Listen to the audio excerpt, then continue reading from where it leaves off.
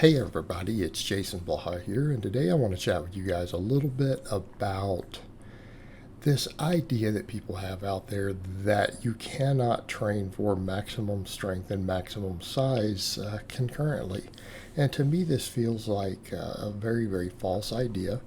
And it's not because power building works and because we can get big off of fours and fives if we have to, because you guys know that I actually don't believe that that's optimal for building size, and I don't believe it's optimal for building strength. For people who aren't ranked novices. And there's a point where with ranked novices, I don't even think it matters what's optimal, right? It doesn't even matter. I feel like that is possibly its own topic, anyways. Maybe I should do a video on that. That would be a good one. But this idea that we have that if we are training for strength, that we have to break things up into phases, that we can't maximize hypertrophy because we're doing too much low rep work, and then that's not going to let us get the volumes in, and we can't recover from all of it. And it's quite frankly a ludicrous idea.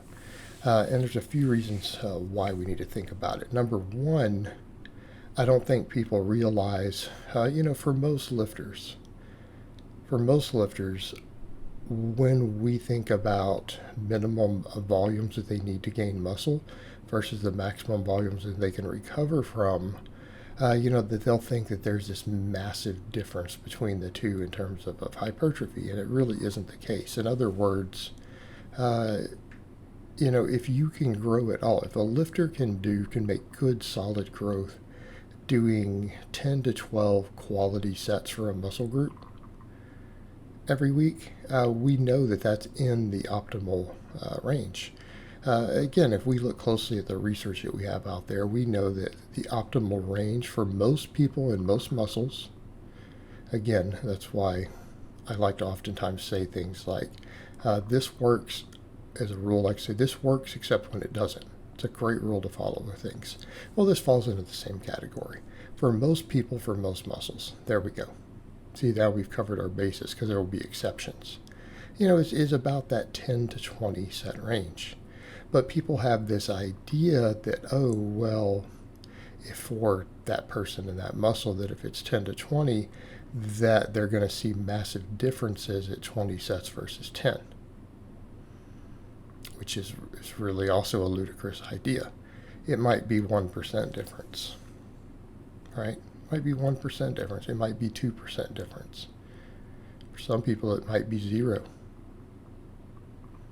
Hey, when we go from that minimum side of the range to the maximum, the difference in growth is going to be relatively small. And in fact, it may be so small that you can't actually notice a difference, right? That you really can't notice the difference. And if you do, then you must have really been doing something wrong, with the lower volume programming on the closer to 10 to 12 side.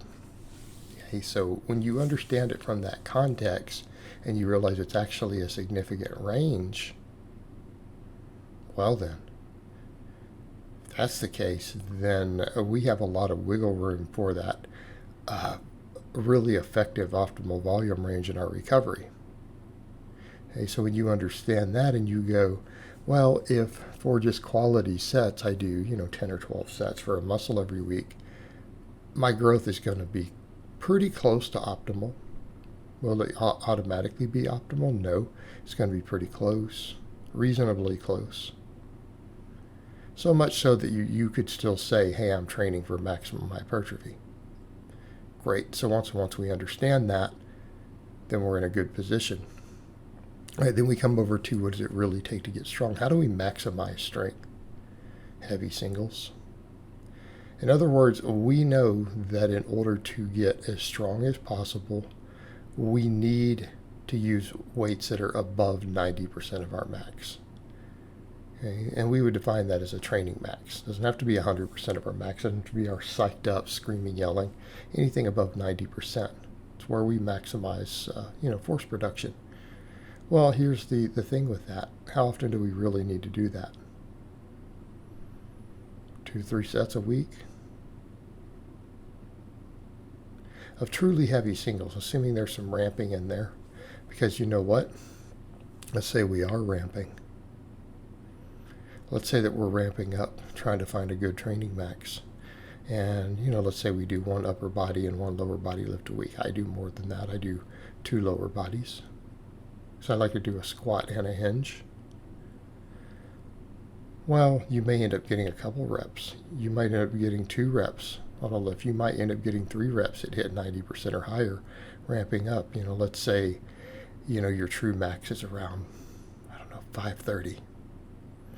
And you do some singles kind of getting up to that. Well, anything 480, right? Anything up around 475 or higher is going to be 90% or above. So you might be ramping and you hit 475, then 495. Okay, then maybe 515, and then you call it and say, yep, that got real close to a max. But none of it was actually a true max. Bar's going to be a lot slower on that 515. We ended up doing 3 reps there. But how much does that really fatigue you? I mean, it can if you're doing it all the time, but isn't that enough?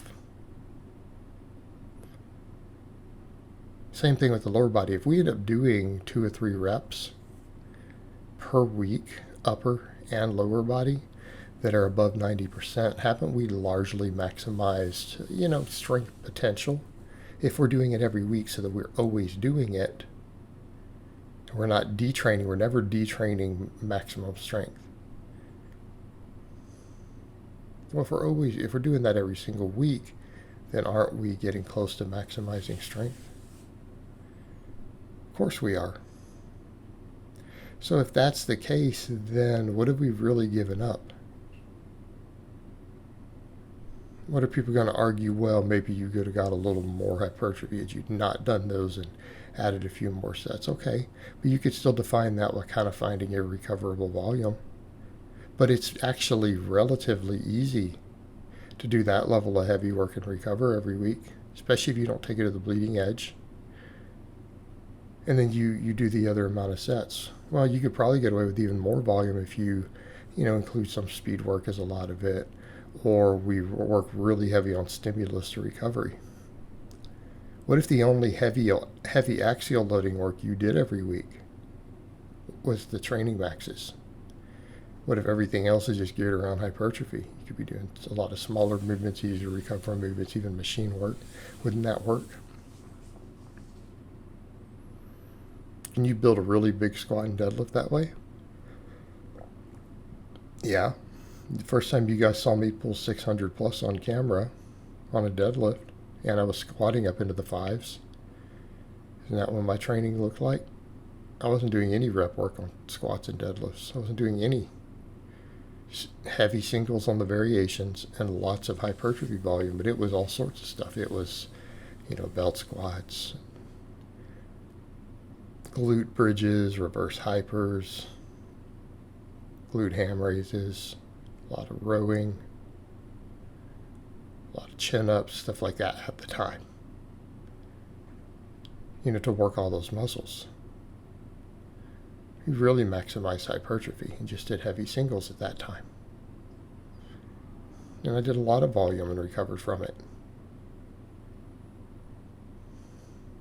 So you can do both. It's nonsense that we can't do them at the same time. All right, guys, but that's really all I have to say on that today. I hope it's been informative, and I'll talk to you guys next time.